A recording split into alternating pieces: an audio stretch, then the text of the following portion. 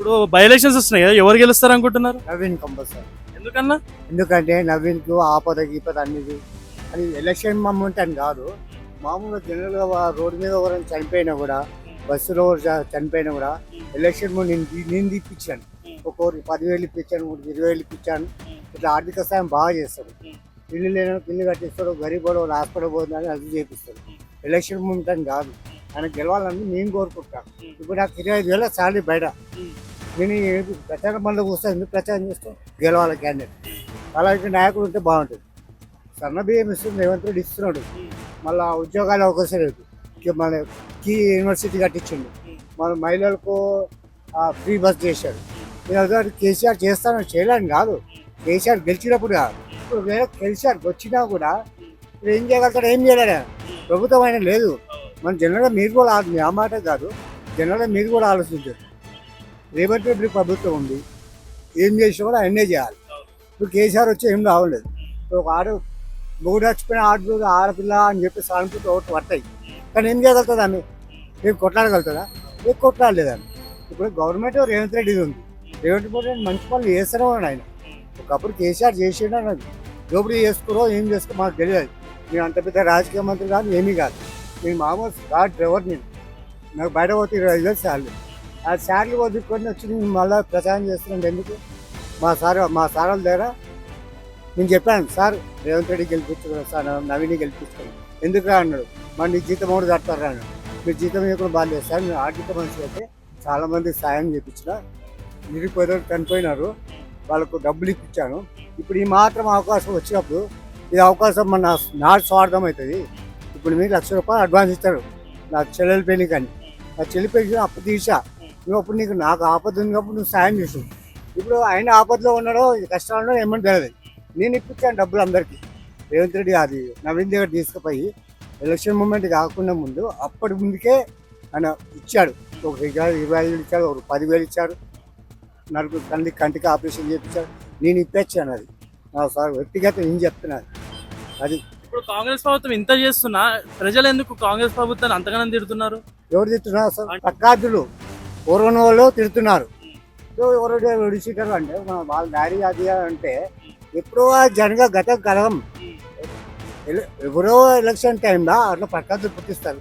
ఇప్పుడు rowdy seater చేయని వాళ్ళు ఉంటారు. రౌడీ సీటర్ వాళ్ళు చేసి ఇప్పుడు జనరల్గా మాట్లాడుకోం. చిన్న సీటర్ మనం పోయి దగ్గర పోయినాం అనుకో, ఎలక్షన్ టైం కాకుండా మామూలు టైమే సాయం చేస్తూ ఉంటారు. రౌడీ అంటే గుంజుకోవడమే కానీ లాక్కోవడమే కానీ అది ఉంటుంది. కానీ రౌడీ సీటర్ అది కాదు. నలుగురు అన్నం పెడుతుంది, నలుగురు సేవ చేస్తుంది. ఇప్పుడు పార్టీ గురించి కాదు, పార్టీ కార్యకర్తలకు అన్నం పెడుతుంది, అన్నీ చేస్తుంది. పక్కకుంది అడ్డ మీద కార్మిక లేబర్ అడ్డ ఉంది. అక్కడ అడ్డ మీద అందరూ వచ్చి భోజనం చేస్తున్నారు. పెట్టాను అందరికీ, ఎవరు కాదు పెట్టాను. అది కాదు ఆర్థికంగా మనసు కొత్త వచ్చేటప్పుడు ఏంటంటే నా శాలరీ 25,000 శాలరీ వద్దుకొని ఆయన గురించి సేవ చేయడానికి వచ్చిన. నాకు ప్రచారం వల్ల గుర్తుంటే ఏమేడు ఆయన ఆపద నాకు గుర్తుపడతాడు. కుమార్ 4 పైసలు ఇప్పించావు అని అడుగుతాను. మీరే అనుకోండి, మీరు 4 డబ్బులు ఇచ్చి అప్పించావు. నేను ఎలక్షన్ నిలబడ్డప్పుడు నేను ఏ ముఖం పెట్టుకోపోగలుగుతాను? పోలేము. వ్యక్తిగత మనం అన్నం తింటున్నాం గట్టిగాదు. కుక్కకున్న విశ్వాసం మనకు ఉండాలి.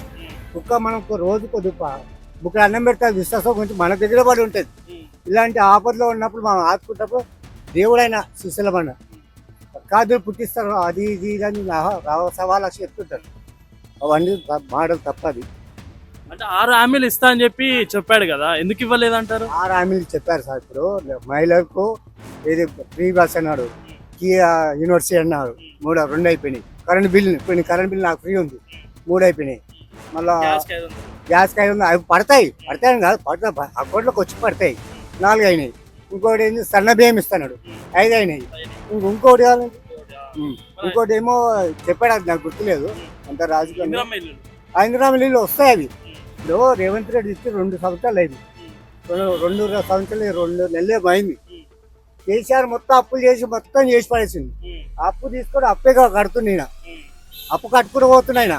ఇంకా ఆయన దగ్గర మోడీ దగ్గర డబ్బులు తీసుకురాలేదు, ఏం తీసుకురాలి. ఈయన అప్పులే కడుతున్నాడు. అది కేసీఆర్ చేసి అప్పులు ఈయన కడుతున్నాడు. ఇప్పుడు ఆయన కూడా ఎదగాలి కదా.